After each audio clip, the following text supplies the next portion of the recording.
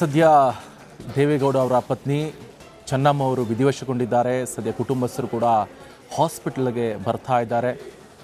ಕೇಂದ್ರ ಸಚಿವರಾದಂಥ ಕುಮಾರಸ್ವಾಮಿ ಅವರು ಕೂಡ ನಿನ್ನೆಯಿಂದನೂ ಕೂಡ ಹಾಸ್ಪಿಟಲಲ್ಲಿರುವಂಥದ್ದು.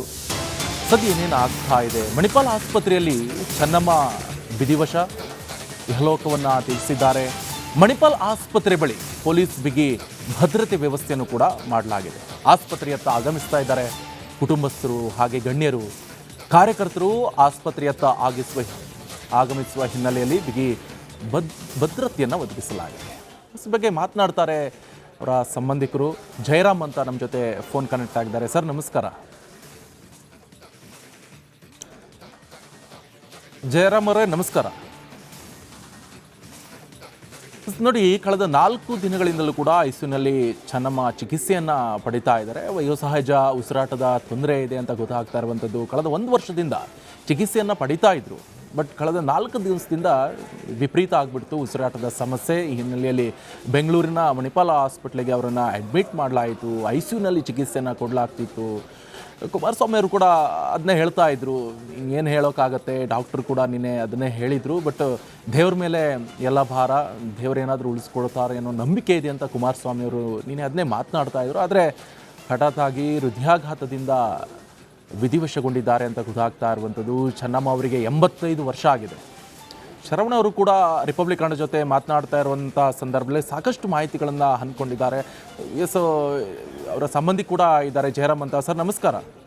ನಮಸ್ಕಾರ ಸರ್. ಹೇಗೆ ಸರ್ ಅವರ ಒಡನಾಟ ಇರ್ಬೋದು ಮತ್ತೊಂದು ಮುಗ್ದೊಂದು? ಯಾಕಂತ ಹೇಳಿದ್ರೆ ದೇವೇಗೌಡರು ಪ್ರಧಾನಮಂತ್ರಿ, ಮುಖ್ಯಮಂತ್ರಿ ಎಲ್ಲ ಹುದ್ದೆಯಲ್ಲೂ ಕೂಡ ಎಲ್ಲೂ ಕೂಡ ಅವರು ಎದುರುಗಡೆ ಕಾಣಿಸ್ಕೊಳ್ತಾ ಇಲ್ಲ. ಹಿಂದ್ಗಡೆಯಿಂದನೇ ಸಪೋರ್ಟ್ ಮಾಡ್ಕೊಂಡು ಬಂದವರು, ಆದರ್ಶ ದಂಪತಿಗಳು. ಹೌದು ಸರ್.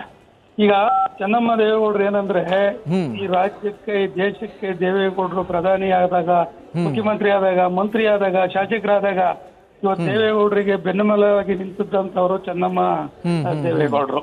ಯಾಕೆ ಅಂದ್ರೆ ರಾಜಕಾರಣ ಅವರು PWD ಕಾಂಟ್ರಾಕ್ಟ್ ಗುತ್ತಿಗೆದಾರ ಆದ ಕಾಲದಿಂದ ಹಿಡಿದು ಅವರ ಒಡನಾಟ, ಅವರು ಮದುವೆ ಆದ್ಮೇಲೆ ಮಕ್ಕಳಿಗೆ ಕುಮಾರಸ್ವಾಮಿ ಇರ್ಬೋದು, ರೇವಣ್ಣ ಸಾಹೇಬ್ರು ಇರ್ಬೋದು, ಬಾಲಕೃಷ್ಣೇಗೌಡರು ಇರ್ಬೋದು, ರಮೇಶ್ ಅವರು ಇರ್ಬೋದು, ಮಗಳು ಶೈಲೇಜಾ ಅವರು ಇರ್ಬೋದು, ಅನ್ಸೂಯ ಮೇಡಮ್ ಇರ್ಬೋದು, ಎಲ್ಲರನ್ನೂ ಒಂದು ಕುಟುಂಬದ ತರ ಬೆಳೆಸ್ಕೊಂಡು ನಡೆಸ್ಕೊಂಡು ತಗೊಂಡು ಹೋಗ್ತಿದ್ದ ದೊಡ್ಡ ಶಕ್ತಿ ದೇವೇಗೌಡರ ಕುಟುಂಬದಲ್ಲಿ.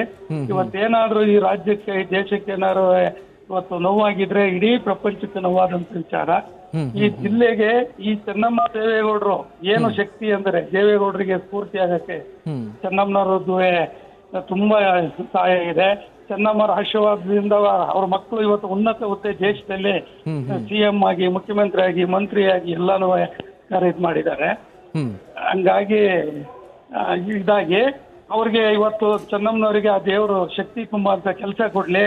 ದೇವೇಗೌಡರ ಕುಟುಂಬಕ್ಕೆ, ದೇವೇಗೌಡರಿಗೆ, ಅವರ ಪತಿಯವರಾದವರಿಗೆ, ದೇವೇಗೌಡರಿಗೆ ಮತ್ತು ಮಕ್ಕಳಿಗೆಲ್ಲ ಒಂದು ಧೈರ್ಯ ಕೊಟ್ಟು ಆ ದೇವರು ಕರುಣಿಸ್ಲಿ ಅಂತ, ಚೆನ್ನಮ್ಮರ ಆತ್ಮಕ್ಕೆ ಶಾಂತಿ ಸಿಗ್ಲಿ ಅಂತ ದೇಶಾದ್ಯಂತ, ರಾಜ್ಯಾದ್ಯಂತ ಜನಗಳು ಇವತ್ತು ಅವ್ರಿಗೆ ಕಣ್ಣೀರಾಗ್ತಾ ಇದ್ದಾರೆ. ಚೆನ್ನಮ್ಮರ ಸಾವು ಇವತ್ತು ನಮ್ಮ ಜಿಲ್ಲೆಗಲ್ಲ, ಇಡೀ ದೇಶಕ್ಕೆ, ರಾಜ್ಯಕ್ಕೆ ಸಂಬಂಧಪಟ್ಟದ್ದು.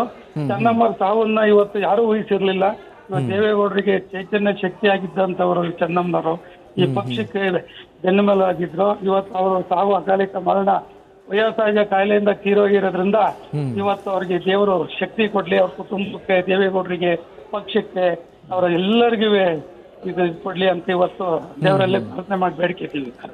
ಜಯರಾಮ್ ಅವರು, ಇನ್ನೊಂದು ಏನಂತ ಹೇಳಿದ್ರೆ, ರಾಜಕೀಯ ಶಕ್ತಿಯಾಗಿ ಬೆಳೀತಾ ಇರುವಂತ ಸಂದರ್ಭದಲ್ಲಿ ದೇವೇಗೌಡರು ಬ್ಯಾಕ್ ಬೋನ್ ಆಗಿ ಯಾವ ರೀತಿಯಾಗಿ ಸಪೋರ್ಟ್ ಮಾಡಿದ್ರು ಅಂತ. ಯಾಕಂತ ಹೇಳಿದ್ರೆ ನೀವು ಕೂಡ ಹತ್ತಿರದ ಸಂಬಂಧಿ ಅನ್ನುವಂತ ನಿಟ್ಟಿನಲ್ಲಿ ನಾನು ಕೇಳ್ತಾ ಇದ್ದೀನಿ. ಯಾವತ್ತು ರಾಜಕಾರಣವಾಗಿ ಚೆನ್ನಮ್ಮನವರು ಕಾಣಿಸ್ಕೊಂಡವರೆಲ್ಲ ರಾಜಕೀಯದಲ್ಲಿ ಭಿನ್ನವಾಗಿ ಇದರಿಂದ ಇದ್ದರ ಹೊರತು ಮೊಮ್ಮಗಳಿಂದಾಗ್ಲಿ ದೇವೇಗೌಡರಿಗೆ ನಾವೇ ರಾಜಕಾರಣ ಮಾಡ್ಬೇಕು ಅಂತ ಅವ್ರು ಏನು ಹೊಂದಾರಲ್ಲ.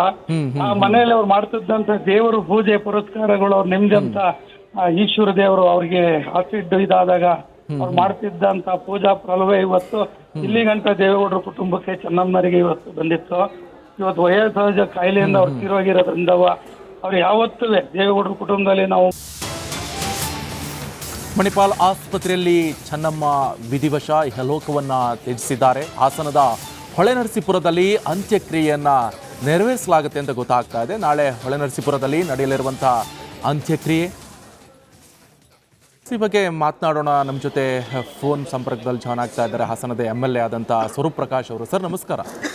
ನಮಸ್ತೆ ಸರ್. ಸರ್, ಇವತ್ತು ಚೆನ್ನಮ್ಮ ಅವರ ಇಲ್ಲ, ಹೌದು ಸರ್. ಏನು ಹೇಳ್ತೀರಾ ಸರ್? ಚೆನ್ನಮ್ಮವರು ಸರ್ ವಿಧಿವಶ ನಮ್ಗೆಲ್ಲರೂ ಕೂಡ ಬಹಳ ದುಃಖ ತಂದಿದೆ ಸರ್. ಅದು ನಮ್ಮ ಕುಟುಂಬಕ್ಕೆ, ನಮ್ಮ ತಂದೆ ದಿವಂಗತ ಎಚ್ ಎಸ್ ಪ್ರಕಾಶ್ ಅವರು ಕೂಡ 4 ಬಾರಿ ಶಾಸಕರಾಗಿದ್ರು. ನಮ್ಮ ಕುಟುಂಬಕ್ಕೆ ಅವರು ದೇವತೆ ಅಂದ್ರೆ ಹೇಳಕ್ಕೆ ನಾವು ಬಹಳ ನನ್ನ ಮನಸ್ಸಿಂದ ಇದಾಗುತ್ತೆ. ಯಾಕಂದ್ರೆ ನಮ್ಮ ತಂದೆಯವರು ಕೂಡ ಒಂದ್ ಬಾರಿ ಶಸ್ತ್ರಚಿಕಿತ್ಸೆ ಒಳಪಡಿಸಿದಾಗ ಚೆನ್ನಮ್ಮ ಅವರು ಒಂದು ದೇವರ ಒಂದು ರಾಜರಾಜೇಶ್ವರಿ ದೇವಿಯ ಒಂದು ಹರಕೆಯನ್ನ ಮಾಡಿ ನಮ್ಮ ಕುಟುಂಬಕ್ಕೆ ಅವತ್ತು ಕೂಡ ನಮ್ಮ ತಂದೆ ಅವರಿಗೆ, ನಮ್ಮ ತಾಯಿಗೆ ಸ್ವಂತ ಮಗನ್ಕಿಂತ ಹೆಚ್ಚಾಗಿ ಪ್ರೀತಿಯನ್ನ ಮಾಡ್ತಿರೋಂಥದ್ದು ನಮಗೆಲ್ಲ ಹಿಂದಿನಿಂದನೂ ಕೂಡ ನಾವು ಇವತ್ತು ನಮ್ಮ ಕುಟುಂಬ ಈ ಮಟ್ಟಕ್ಕೆ ಇರಕ್ಕೆ ಕಾರಣ ಚೆನ್ನಮ್ಮ